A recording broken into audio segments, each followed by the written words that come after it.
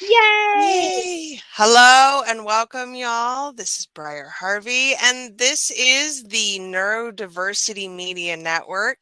Today, I have the fabulous Marissa Loewen. We are here to talk about unlearning how to ask for help. Oh, the desk just moved. She's trying to. Trying to put it on my shelf again. The logo. I got needs It's and fine. is it? It's fine. No, really, it's fine.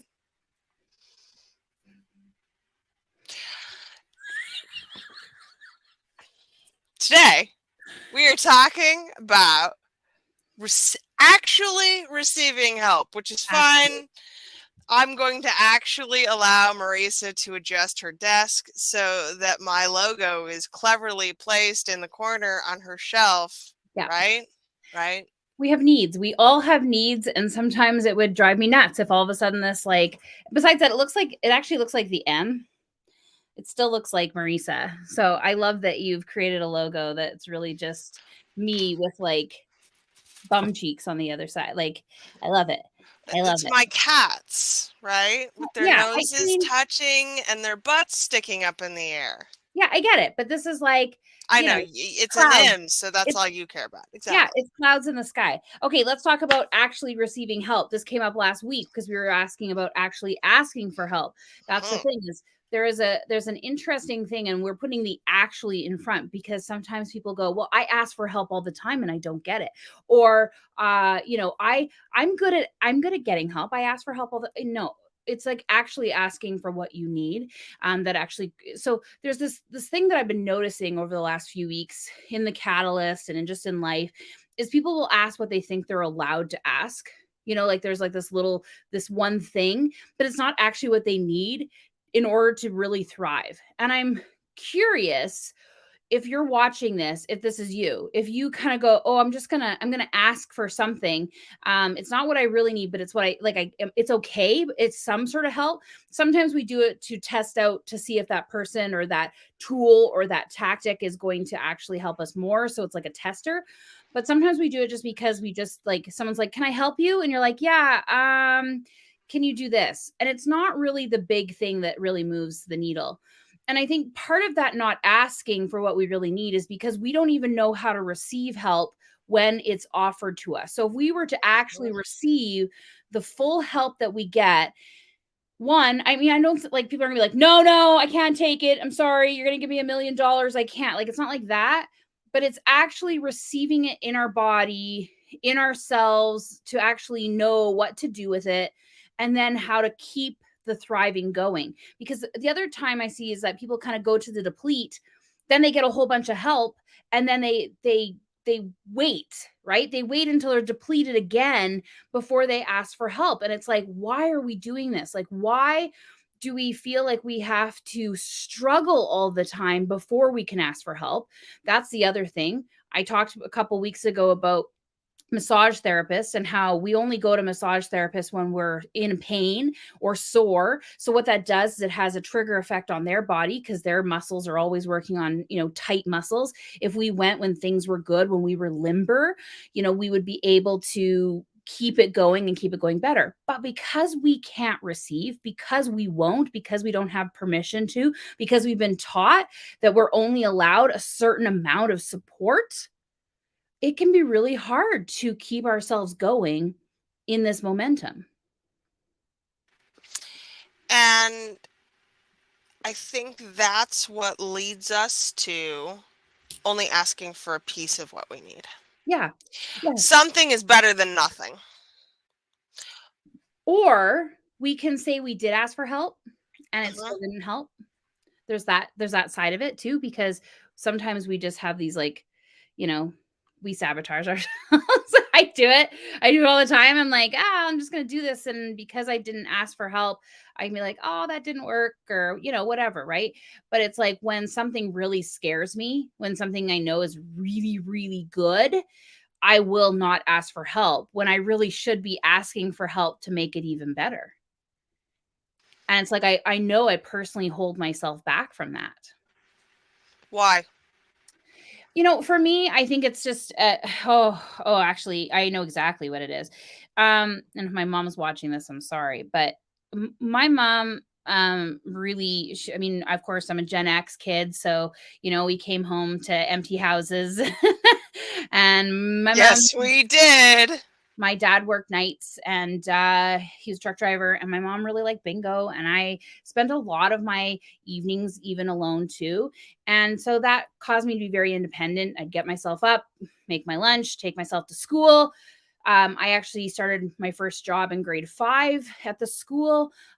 Started my first business in grade 6 at the school. Did a full business in grade 6 and 7, so that I could have money to spend and buy things. My mom raised me to be very independent. When I would ask my mom, like, what do you think? What do you like? My mom would always say, and this is like a trigger for me because I know when people have said this to me, I immediately tailspin, but it's, you'll figure it out. You always do. And so it was hard because it's like, I'm literally asking you because I don't know how. And then to be told, you'll figure it out. You always do, which I know my mom was like, this is going to make her to be an independent person and go out and do this. But it's actually very isolating. And it also just kept saying, I've got to do it myself. I've got to do it myself. Then we compound the propaganda of hundreds of years ago, which we are still living. What happened is when they wanted to colonize America, they put these posters in European towns where people were living on top of each other and living with their, family members, and said, "Come to America. We've got all this open space. You're going to work very hard." And you're gonna get all these rewards. If you work hard, you'll get this bountiful land. Work hard, pull yourself up boots, like all these like phrases, these propaganda, these oppression tools, even are still echoing in our head that we have to do it ourselves. We've got to do it the hard way. Working hard or hardly working. All of these phrases are propaganda from hundreds of years ago when we colonized North America, and we're still living them. Yes, we are. And we're still defining our work ethic by these stupid posters and these stupid, like they were in newspapers here. Once you landed here, it was like, you got to do it on your own, got to build that house on your, but it's going to be rewarding. You're going to have all this amazing things come to you if you just work hard, if you just do it yourself, if you just, and the thing is, we came from communities where people work together and support each other. And then we're told that wasn't good. Right. And now we're still doing it. And as business owners, we go out, we're these entrepreneurs, solopreneurs, solo business owners. We're constantly put through all of these still propaganda that we've got to work hard, that we've got to hustle harder, that we've got to do all of these things and you got to do it yourself. Yeah, it's a different kind of propaganda, but it's still the same underlying themes. If you work hard, you will have a 5, 6, 7, and now 10-figure business. 10-figure This is business. the new term. We're not kidding, y'all. Yeah, there's been advertisements. 10-figure business. We're now at the 10-figure business mark. I am going to tell you right now, if you are tempted to put in, build your 10-figure business, 10-figure business, women's business network, whatever those things are, they're not on Facebook. Okay. Just going to tell you this, right? Like, let's be real. Let's actually talk about what these numbers mean and what these numbers impact. And even saying these things, these aren't aspirational goals. We're building these freaking huge goals. We're not asking for help. Even if we do get help, we don't know how to receive it. If someone came to your business tomorrow and said, "Hey, I got $1 million in capital and resources and connections," would you be able to hit the ground running and say, "I can put that to work in my business and I know how to actually make it work for me," as opposed to me working harder to then prove something? Most people would not be able to say yes to that. Nope. And if they do, they end up burning themselves out, not just with work hours, but with expectation.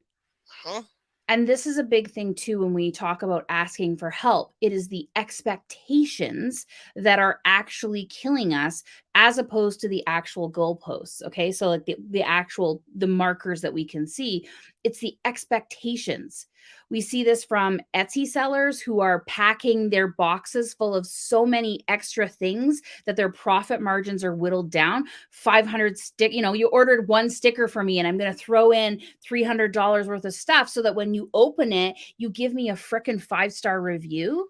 That's not asking for help. That is actually trying to just overcompensate and hope that someone doesn't give you a 4-star review because they hate giving 5-star reviews. Those kind of things happen. We're really defining our world around this expectation that we've got to overdo it, overcompensate, overwork ourselves. For what? Over deliver. God forbid you don't over deliver, Marissa. I saw a post yesterday and people were celebrating it. Again, you're on my Facebook feed. If you see this, I'm sorry. But he's like, I'm giving away, he went to his coach and said, if you were to, I think what was the scenario? If you wanted to make, if you and your family need to make $100,000 this year and it was life or death, what would you do? And he's like, his coach is like, give 9 months free of free content. I was like, well, that's like coming from privilege. And he quoted like Dean Hormozy and all these, these celebrity entrepreneurs, right? And they're like, oh, they give you got to give it all free. If you give it all free, people will see the value and then they'll spend money with you. Some people don't have the ability to give anything for free because they've already exhausted themselves. So now you're asking me to give 9 months of free content. You're saying that from a place of privilege. You're saying that from your bills are already paid. Because I'm going to tell you something. If your family needs to make $100,000 this year, you can't wait 9 months to not pay your mortgage. So when you say things like that out to the masses, out to the people, all you're doing is you're telling people to work for free, not ask for help, and get it done. And to bring this all back around, yes, that's what makes us unable to receive. That's right, because we have to give so much. And I'll tell you something, when you're in full giving mode, when you're just depleting, when you're just taking out of that thing, you can't even pour it back in. You can't. Have you ever, like, if anybody's ever had to do like a fast, anything over like 3 days, you can't eat again after you can't just go like, oh, I fasted for 3 days, I'm gonna go. It's time for a cheeseburger and a shake. That's not that's happening. Gonna happen. No, right through you. And that's what happens with receiving as well, right? Because we're so exhausted, we're so parched, we're so exhausted that even if the help comes in, we can't even expand to soak it in. We just can't. So where do we stop? Where do we stop this kind of, because we can't stop society right now. We can't do it, but we have to start doing things right now in order for us to change the way we're at, because we're going to lose people. We are losing people. We are. We just lost over 1 million and untold numbers, right?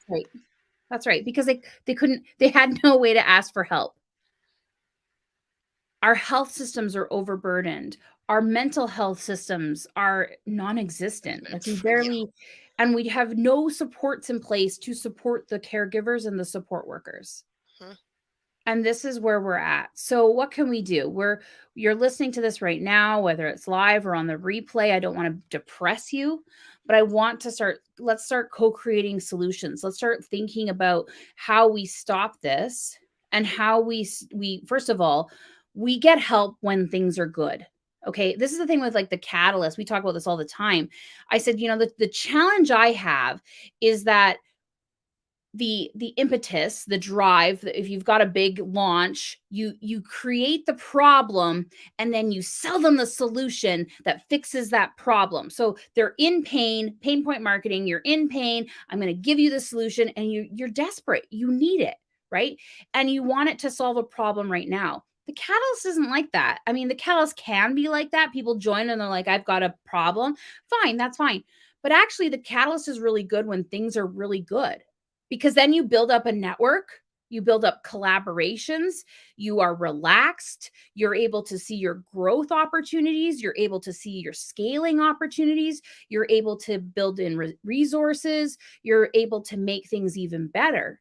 But it's like selling, again, it's like selling a pack of massages to really relax people. They're like, why do I need it? Right? Because we've built up all of this propaganda. We've built up all of these marketing systems, these multi-billion-dollar advertising schemes for pain point marketing, instead of actually fueling people and encouraging the fueling of people.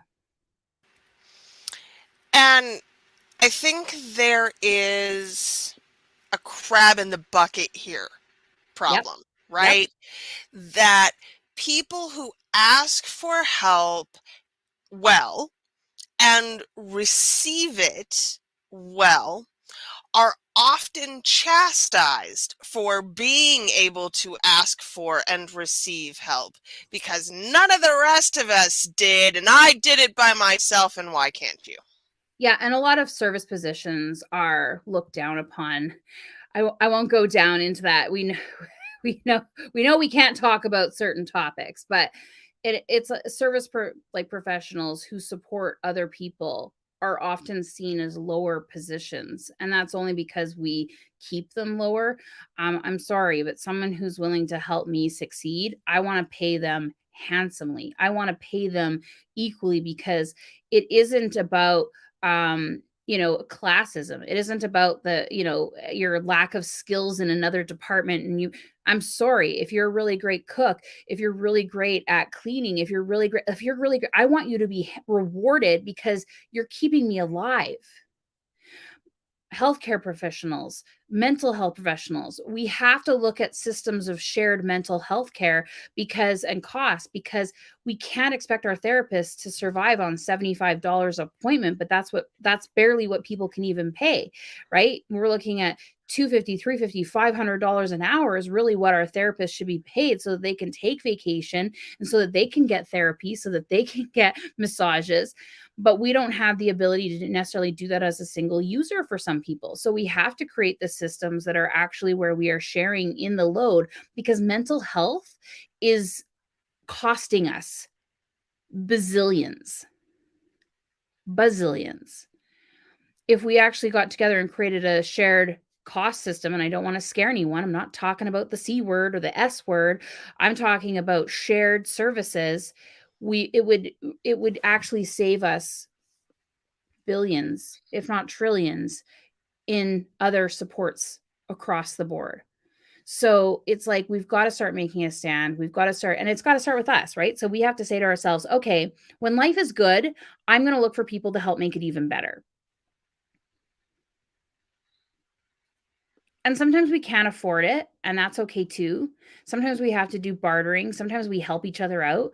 And I would say, like, for the folks in the world who are speaking from privilege, who could do 9 months of free content, give that 9 months to someone's business. Mm-hmm. Give that to, if you can afford 9 months of free content in your business, give that to someone else.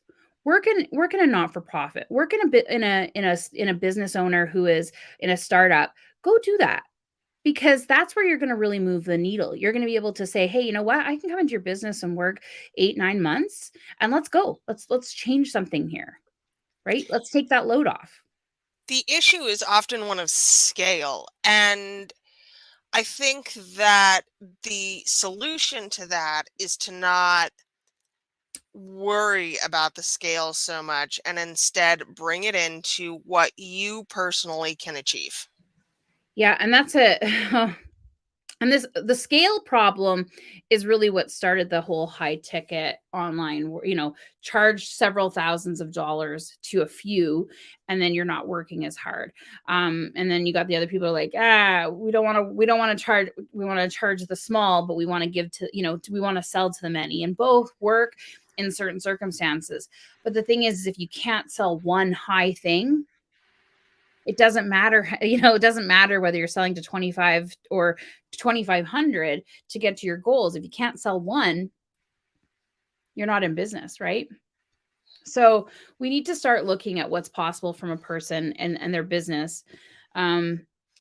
And this is, we're going to talk about, I know we're going to talk about AI. I know we're going to talk about assisted.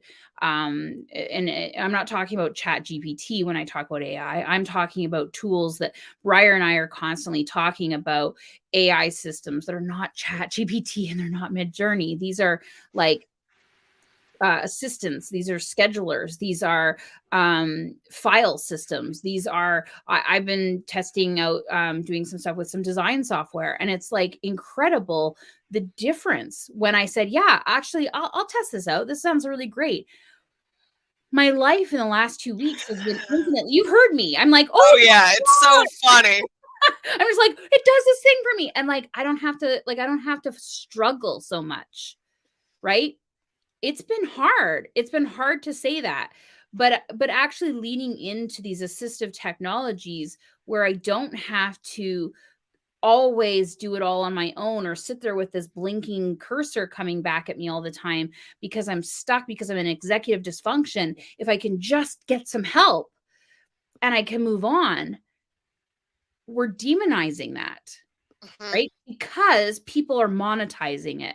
And this is where we get into this, like you said, if people are asking for help or if people are getting help some way, we're immediately chastising them, from AI to hiring people to anything like this. And it's like, why? Why? Because we don't have the ability to do it right now for ourselves. So we build up resentment, but also because we have this underlying latent propaganda still that says you got to do it yourself or it's not right. Or as soon as you have a team, you're a corporation, you're a business, we have to hate you. Well, frick. Where does it stop? I think the issue is that certainly with many things, there is no winning. You're never going to be doing it right for everybody all of the time. So stop trying. Stop trying. Let's just curl up into little balls and be a potato. I often say that. Yeah, that didn't work. I tried that for a couple of years. It didn't work for me. Eventually I popped out of the ground as the potato and be like, okay, I need some sunlight. I mean, I don't know. I don't want to stop trying. I want us to start challenging people. So when people tell me like, oh, I resent you for like, I've got Lacey, amazing person who's been instrumental in the catalyst in the last 4 weeks, has really changed things for people. They're able to get support because she frees up my time to be more present in the rooms. Oh, and so much more efficient than you in so many areas. I got this email for the thing in May, Marissa, May. It's like, yes.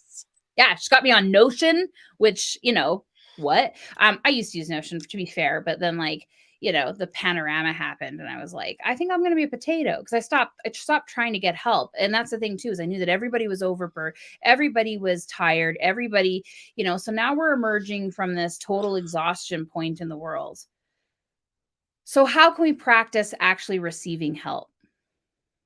What do you do, Briar? How do you receive help?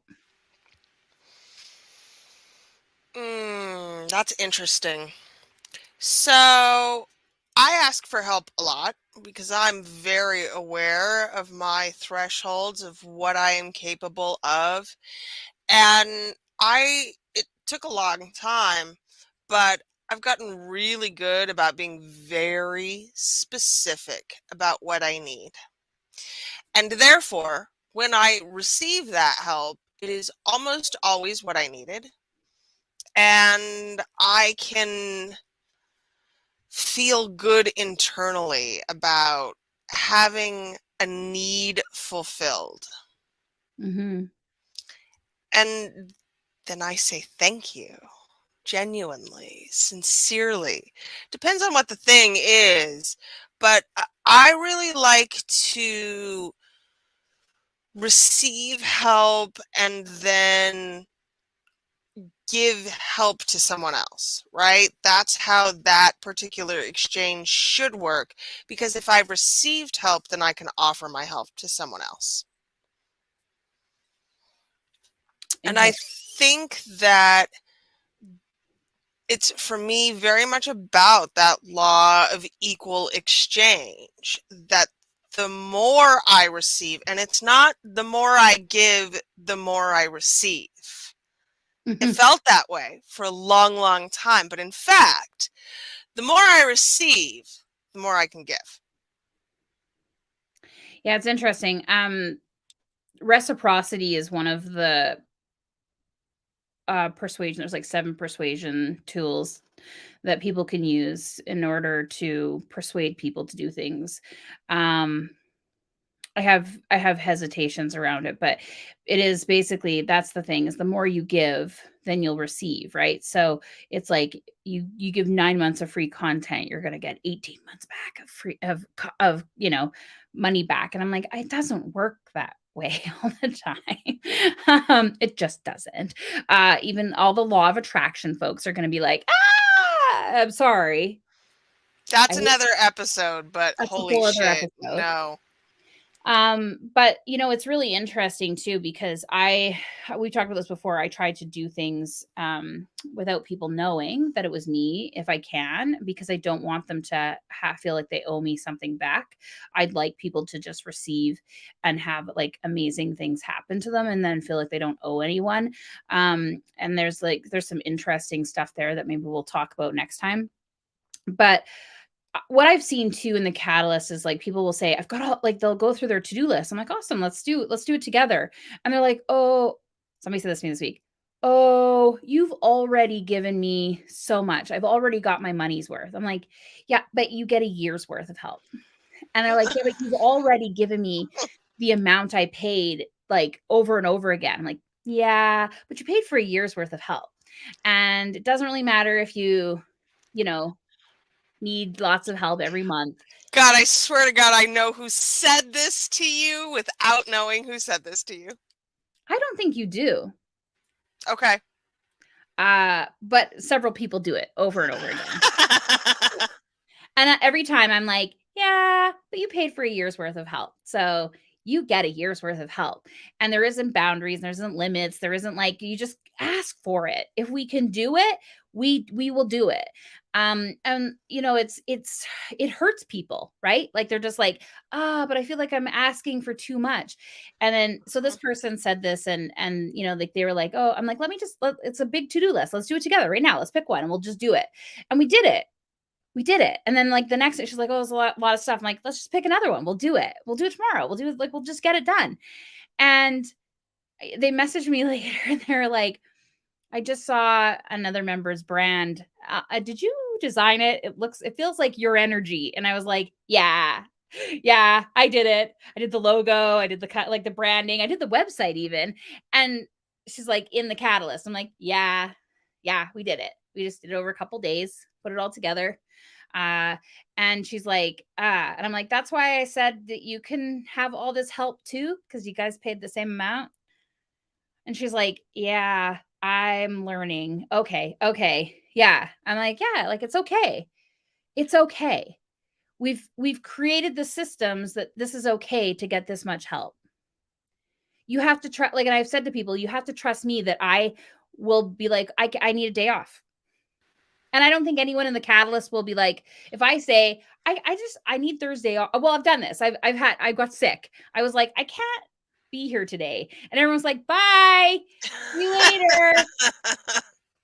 How do we kick her out? Right? You know what I mean? Mm-hmm. And that's okay, because we've built up the systems where if I all of a sudden can't come in tomorrow, they can come in Sunday. Like, you know what I mean? Like, no one died.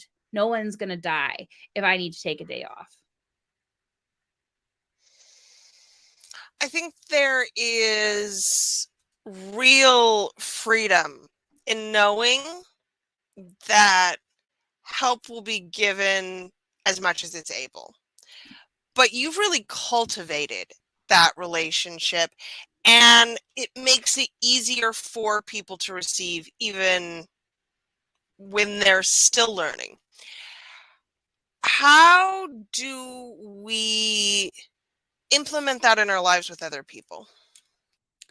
So the challenge is that we have like rejection sensitive dysphoria. Is it dysphoria disorder? I'm not sure what the whole D is. Dysphoria. So what'll happen is I'll be like, Briar, can you help me with something? And you're like, actually, I can't right now.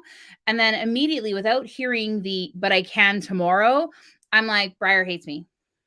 Goodbye. Goodbye forever. Right. And that's the problem.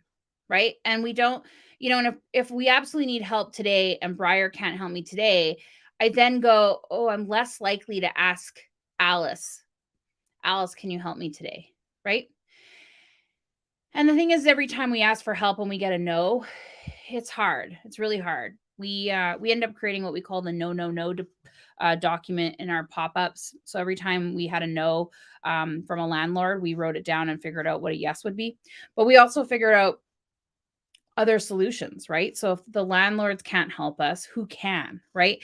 And part of it is shifting your perspective into no one can help me to who can help me, right? Always saying, who else can help me? Right. And then also asking really great people. Like that's the other thing too. We tend to we'll ask our family first and then maybe our close friends. But there's actually probably really great support systems out there that we could be accessing too. Like applying for grants, like applying for bursaries, like applying for funding, right? We will hold ourselves back from that, even though that would actually help us be in a restful position and not deplete our savings and all that kind of, and not deplete our family and friends in the startup phases of businesses. But we hesitate to even do that when those are systems that are set up specifically to help. Right? Because we just worry about the rejection or the work it's hard work to apply for funding and bursaries and grants. And you sometimes get a no. And that happens, but you get better every time you do one, just like you get better every time you ask for help. So this is the thing is it's like, you can have 1,000 no's, but when you have that 1,000, on the 1,001th time that you ask, it's going to be a freaking great yes. And I know that can be hard to hear that and be like, but I've had so many no's, or and part of it's like, sometimes maybe you just need new people in your life too. Like you need to surround yourself. Right. Somebody the other day was saying to me this week that they're being very intentional about who they spend their time with. And it sounds really snobby or snooty, but it's true. Right. Can you surround yourself with people who are willing? And we've seen this in the Catalyst. Like, how many times have you come into the Catalyst and said, can I get somebody to look on this? And no one's answered. Like, I've never been in there when it's happened. Oh, did you freeze? No, but it absolutely has happened because there'll be, no one in there. Often. Oh, there's no one in there. Often because of the weird hours in which I work, it feels like a similar kind of rejection though. Oh God, there's no one here. But if I'm in there, have I ever said No. Honestly, I don't think I've ever gotten a no. Yesterday, I got I am not from you. It was Darcy's day, and she had to leave. But we got 20 minutes. Let's get this done. Yeah, and I've done that too. Like I got 20 minutes. You want to get started today, or you want to just work on it tomorrow? And those are those things where we start to it's a no for right now, but let's figure out when it's a good time. And I think that the more we ask, the more we receive, the easier it gets. But what do we do when we've shut down? When we've shut down, when we can't even ask for help? I mean, this is hard. Part of receiving help is also from ourselves. So it's like, am I going to bed on time? Am I drinking water? Here's how I am receiving help. This is my new 40-ounce lovely Stanley. That's a big bottle. It's larger than my head. Okay. And I have a ginormous head. I do not drink water. I realized this is like the way our brains work is super weird, but I'm not going to have a glass of water because by the time I drink water really fast. So if I fill up a glass of water, I'm going to drink it really fast and then I've got to go refill it again, which means I've got back and forth and I'm not going to get any. So I'm just not going to drink any water at all. What? I went and got help.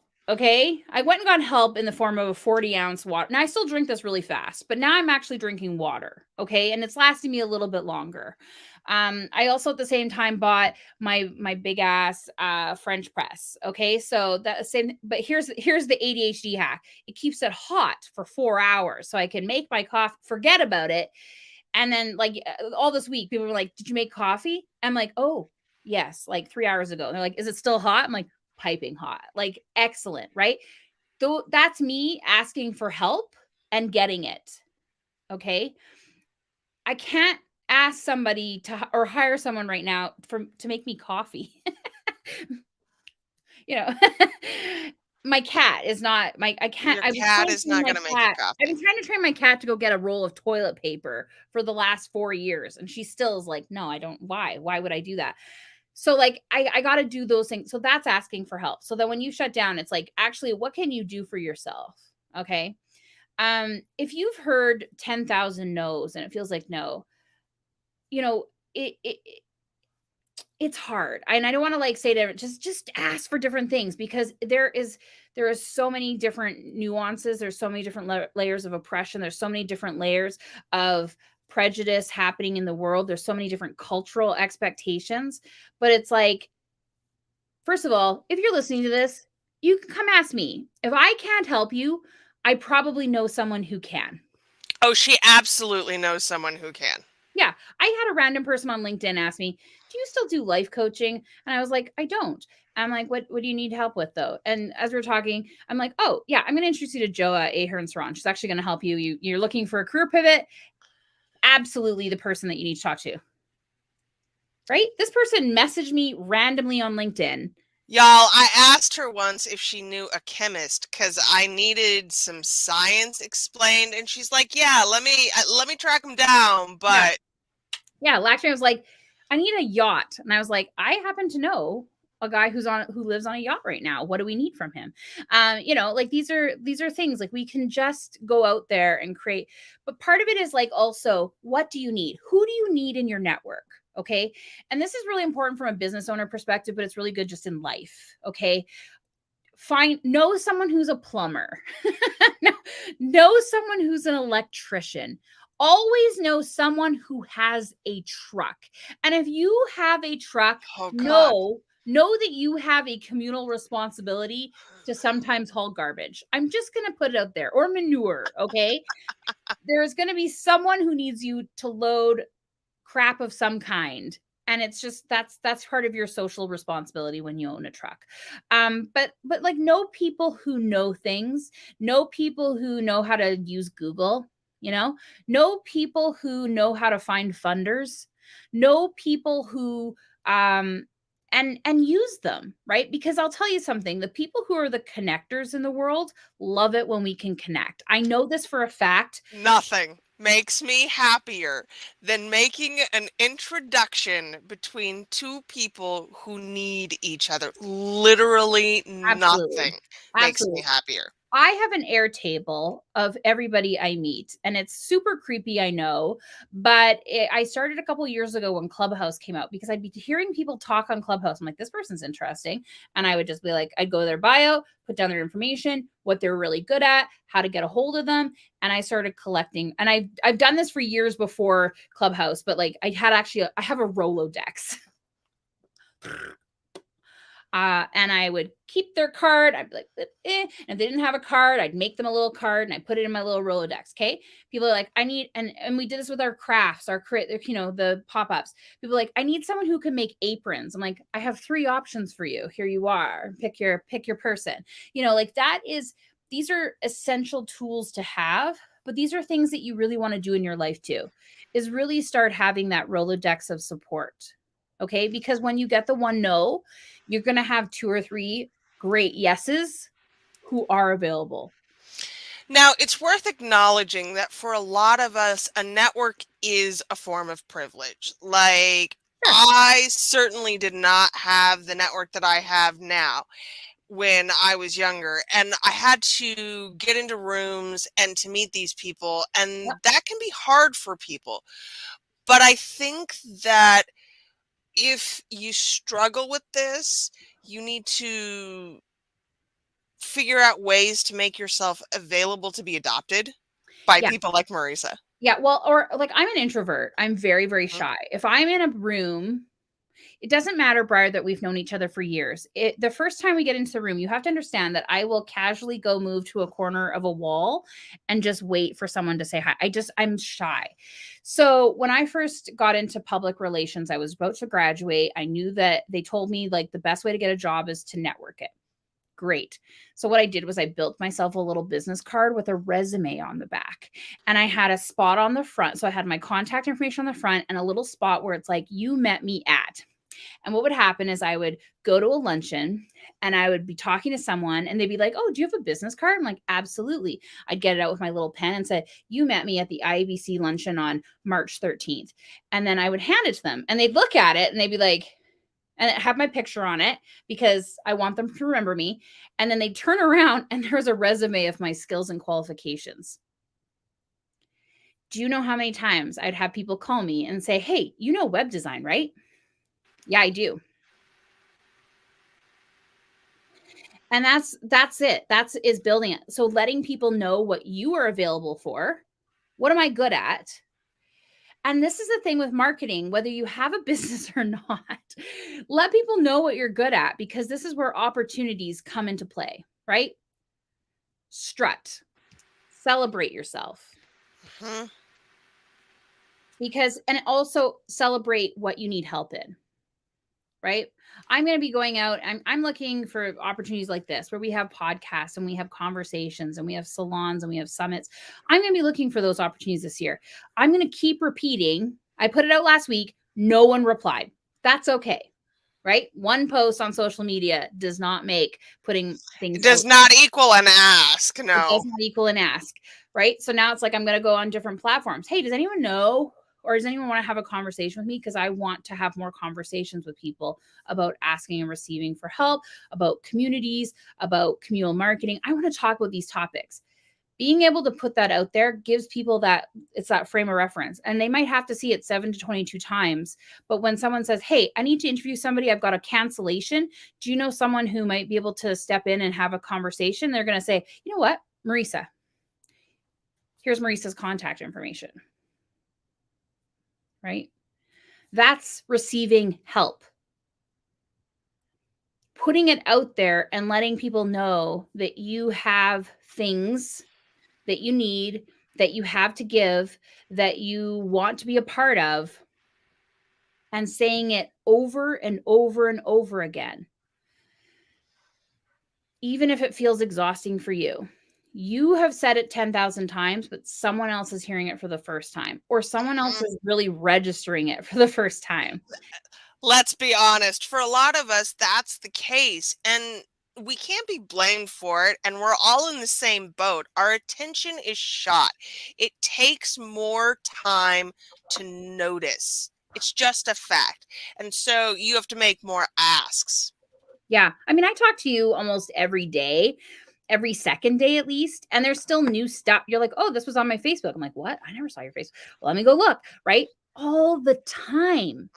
And Facebook knows I like you. I see a lot of your posts. You're in my favorites. That doesn't mean I see all of your posts. That's right. That's right. And we see each other in community, like I said, every second day or so, every day. And there's still things that we're like, "Oh, really?" Like, and that when we come in the place of like that versus Briar hates me because she doesn't know about this one thing that I put out on Facebook at midnight on Tuesday. Okay, one thing that I do want to touch on in terms of receiving, because we haven't really addressed this at all. What do you do when the offer for help is not genuine? Give me an example. I think the best place I see this come up is within families of origin, where an offer for help carries strings. Okay. Yeah, this is where that reciprocity kind of right irked me. Because it's like, if I do this for you, well, okay. And let's talk about this. Okay. not just in family, but I have seen where people have created. Oh, absolutely, in business. In business, where it's like, well, I referred somebody to you last year, so why aren't you referring people to me? Or like, I like all your posts, how come you don't like mine? All of these things that, like, these false, again, it's false reciprocity. Even like, well, I gave you this free download, so I should be able to email you for the rest of your life. Like, those kind of expectations of reciprocity, to me, are horrible. I think we should have reciprocity with consent. And just because you do something nice for me doesn't mean I have to do something nice for you back. These are where, like, this is where it's like the conditional, like that conditional love, right? So if Briar, if you say you have a flat tire and I come over and I help you change your flat tire, do I hold that against you? Good question. Do I remind you that I came over and I did that tire?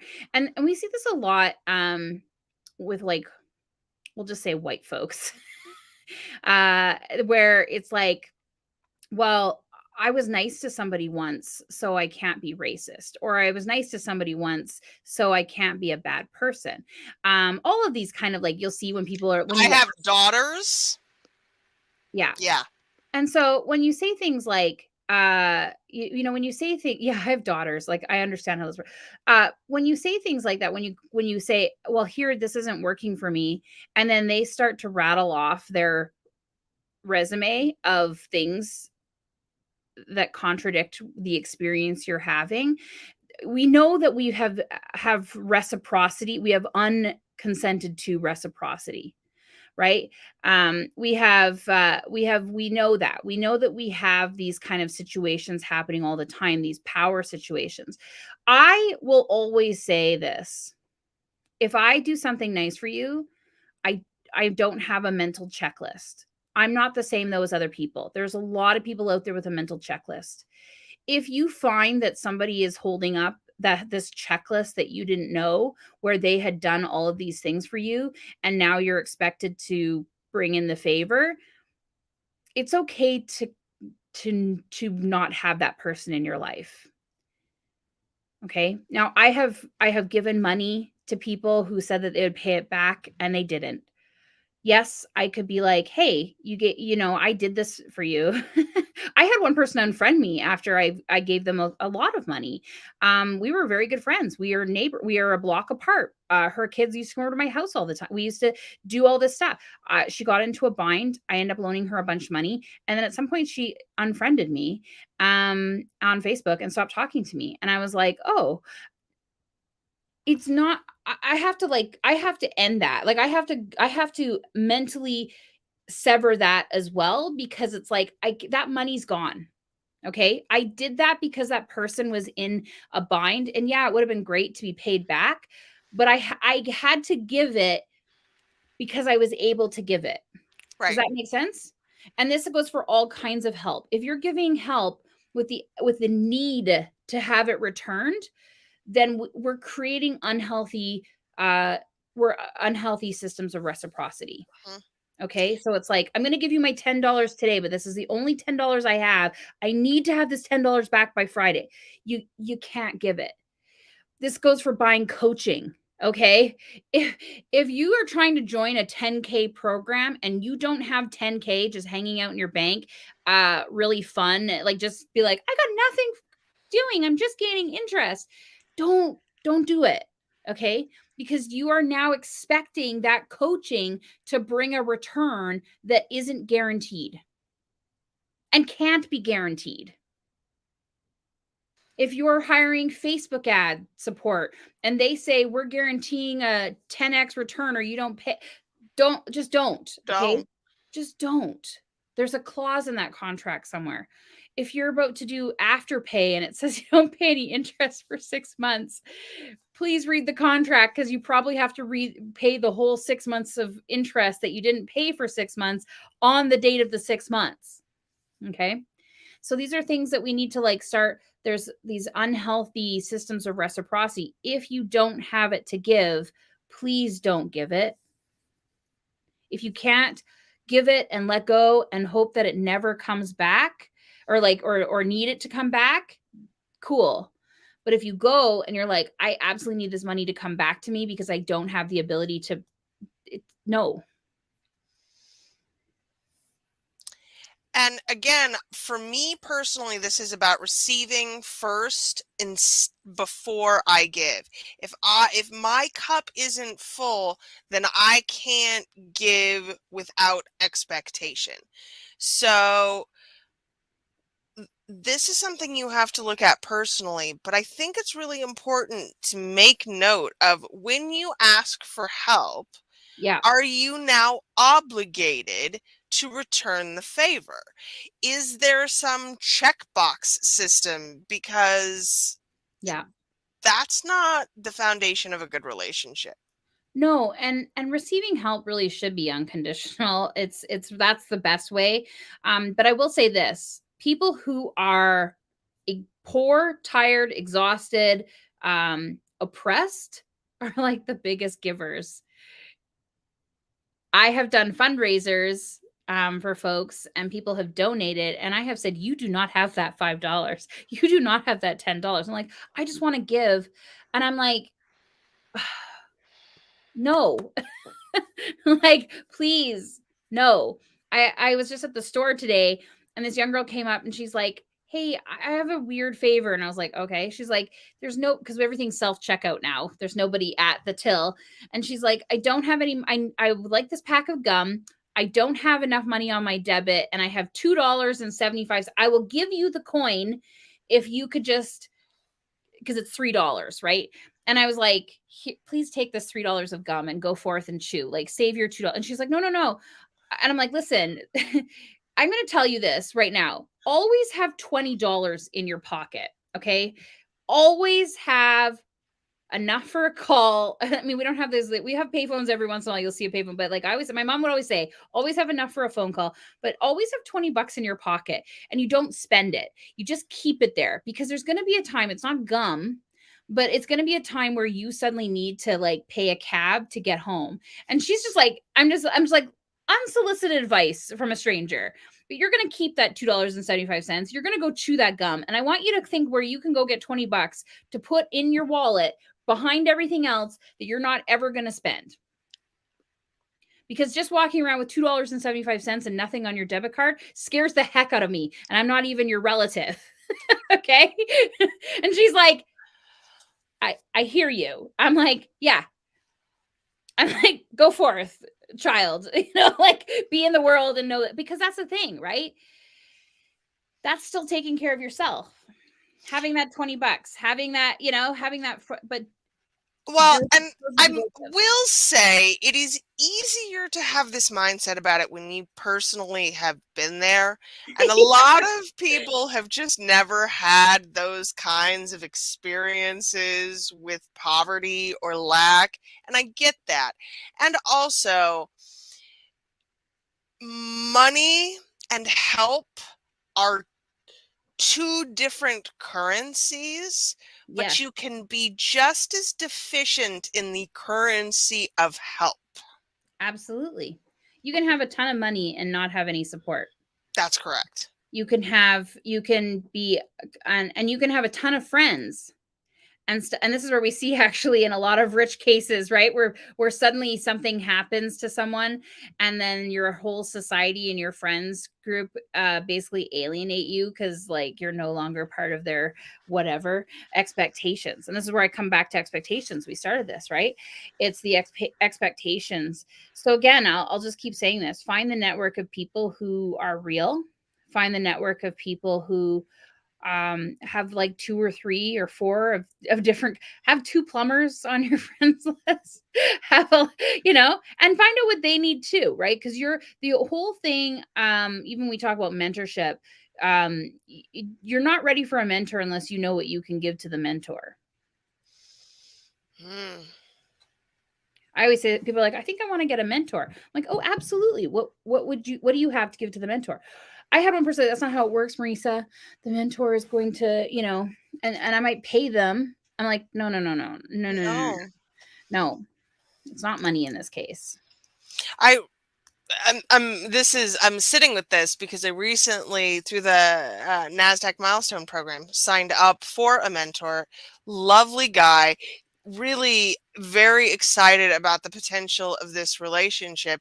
And what I have to give him isn't much, but in fact, it's everything I know about accessibility, which happens to be a thing that he does in his startups.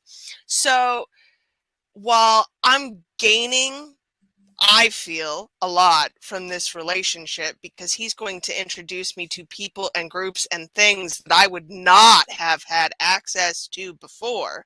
Yep. I feel confident in this relationship because he's going to get a lot from me. Yeah, and that's an interesting thing because even if he wasn't if he say he was a person who, and this happens, even though we're always still shocked when we hear about it, but people who have never had to consider accessibility before. So say they sign up to be a mentor, and then you come into the picture and you're like, hey, there's several possibilities in your business. You could give them tips, but actually the best thing you can do is even in the form of your business. So while they're mentoring you in your business, you can say, that's a great idea. How would it look if we included accessibility in there? And now what you have given them is an opportunity for them to do what they do best and problem solve and figure things out through their lens. Right. So that's where we've avoided what we give to other people because we don't realize that even when we challenge other people, we're giving them something. Mm-hmm. Okay. When people come in and stump me in the catalyst, she loves it, y'all. Nothing makes her happier. Yeah, I get to go research something for like a week. Yes, please. And I love going and like figuring that out. I don't have a Shopify store. I'll learn everything about a Shopify store. We have a member who sells penis shaped lipsticks. This week I went and figured out all the ways that you can get on Google shopping listings without getting your hand slapped or getting your shop shut down. I will do that. I don't have a need for that in my life, but man, that was interesting. Also, now my ads are very interesting. Oh, I'll I'm just say sure that. your ads are Such a gift. always. Such a gift was given to me, right? So knowing what you have to give and in that relationship when you are asking for help. This is what I think is actually crucial. When you are asking for help, you are still giving something, and it's not hassle and chaos and pain. It's not pizza on moving day. Okay. It is the opportunity for people to be in community with you. It's the opportunity for people to be challenged. It's the opportunity for people to use their skills. It's the opportunity for people to feel like they are doing something as well for other people. It is opportunities for them to develop leadership. It is opportunities for them to get experience. And so if you're not asking for help, if you're not saying, I need help, I need to be out there, you are also impeding others because they didn't get that chance to do that with you. See, it's an exchange. It's a gift. And you have to know it. You have to know what it is. And the more that you're okay with that exchange and giving of yourself in non-material ways. Yeah, it relieves that burden feeling. Mm-hmm. Right? And it starts to relieve that rejection sense because you're just like, oh, it's okay. They don't currently need what I have to give them, or they aren't able to help. That's okay. Because I have the ability to find other ways. And if you don't know, ask somebody, even, how can I ask for help? Okay, that's the best thing too, is going right. If you don't know what the questions to ask for help are, then that should be the first question. How do I ask for help? Yeah. If I were to do this, what should I be asking and who should I be asking? Put that out to your network, right? We have a member in the cows right now that's moving into startup space. And, it's like, who do they need to talk to in order to find out what that group needs without going to that group first? Yeah, that was the first step. Right. And these are things that we look at. These are things that we need to start to, because if we just stay isolated, if we just stay in that mentality that I have to do it all myself, we're going to lose you. We're going to lose you. And I don't want to lose anyone. I don't want to lose anyone anymore. I want everybody. We need voices. We need this diversity. We need you. If you're listening to this, we need you. Okay. We need you to be here. And if there's a way, if you're listening to this, I don't know you, and it's okay. Just be like, hey, Marissa, I saw you on Briar's. I don't know how to ask for help. Start there. Okay. Where can they do that? Createtherules.com. Hello at createtherules.com. You can message me. I'm horrible at Messenger on Facebook, but you can try. I look at it once a week. So what are we going to be talking about next week? I think next week we need to talk about that reciprocity a little bit more. I think we need to start examining how to recognize when reciprocity has been expected from us. People have set us in situations where they have done things for us, or they've created I think that's a really important thing. And know how to get out of it. Right. Mm-hmm. Okay. Thank you. This has been amazing, y'all. Thank you so much for watching today. And you can find more of the Catalyst, specifically. My affiliate link is briarharvey.com/catalyst. If you would like to join us in there, because you can always ask for help in there. Even when there is no one in there, sometimes I just kind of go in and talk to myself in the void. And honestly, it's not awful. Or if you put it in the chat. Right. And come back. I'll follow up. Yeah. Someone will. People will be like, I saw this in the chat. What's this about? Thank you so much for being here today, y'all. This has been the Neurodiversity Media Network. If you are not subscribed, that's neurodiversitymedianetwork.com. We would love to have you join us. We have podcast live streams, transcripts every single day during the week. Come and find us, and we will talk to you soon. Briar. What? You didn't ask for help, though. Oh, I didn't ask for help. Okay. Why should they join Neurodiversity Media Network? Okay, here's the thing. I'm going to give the spiel if you're still listening to this. Briar is doing some really good work here. Okay, we recognize that there's many voices out there that are not getting heard, and we are constantly at a state of trying to be in the algorithm. And then there's just people who just have never been asked. Okay, Briar is going out and actually asking people to be a part of her Neurodiversity Media Network so that their ideas, their voices, their collaborations, and their co-creations are getting out into the world. But she needs your help. Briar needs your help. Okay, because this is essentially a full-time job. Okay, so in order for Briar to do the work, in order for Briar to also get support to help do the work, because it is hard work being able to take the podcast, do all the audio stuff, do all the putting together, putting it up on Substack, getting the marketing out there. Briar needs help as well. So what we're doing here is we're doing a membership drive. We are actively asking you to consider joining the Substack and paying for an annual membership. Briar is looking at about 2,000 members. With 2,000 members at, well, how much is it per year? It's $300 per year, $25 a month. Okay, so for $300 a year or $25 a month, if we get 2,000 people who are contributing to this, not only are we elevating the voices of, I don't know, potentially hundreds of people as Briar goes out and finds the folks that we need to be listening to, but we are actually creating a job. We're creating a source of income, a living for 2 people. And that means that we are actually doing what community does best. So if you got $300, if you got a whole couple bags of pop cans hanging out, go take them in, just consider just putting up the Starbucks for a couple weeks. We're going to drink Folgers for a little bit for $300 a year. We can be a part of making sure that Briar can do this full time, which means that she's taken care of. She has a support person that's also creating a living. And that's what we're looking at, 2,000 people. If you can't do that right now, the best thing you can do is comment on these. You can go share it. You can share the Substack. You can put it out into your social media. Being able to participate and create engagement on these posts helps spread it organically.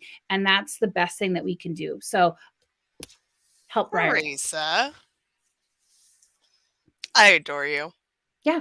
The time is now. The time is now. We have this possibility of actually impacting someone that we know and that we see making a difference. And it's possible. So if you can share, engage on these posts, bring yourself into the conversations, contact Briar, find out how you can help share the Neurodiversity Media Network. And the best thing, go subscribe, go be a paid member and be a part of the conversations that are happening over on Substack.